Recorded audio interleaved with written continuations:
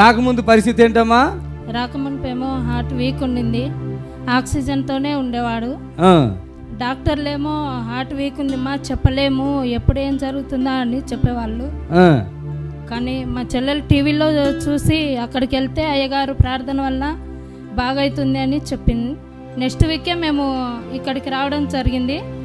అది వెంటిలేటర్లో, అది ఆక్సిజన్తో ఉండేవాడు. ఎప్పుడు ఆక్సిజన్ పెడితేనే కొంచెం ఊపిరి అనేది అట్లా పీల్చుకునేవాడు. ఆయాసం ఎక్కువ నింది, కాళ్ళు వాపులు చాలా ఎక్కువ ఉండేవి. అట్లాంటి పరిస్థితుల్లో అయ్యగారు ఫోన్ చేయగానే అది ఆయాసం తగ్గిపోయింది. ఇక్కడికి రావడానికి కూడా దేవుడి శక్తిని ఇచ్చినాడు.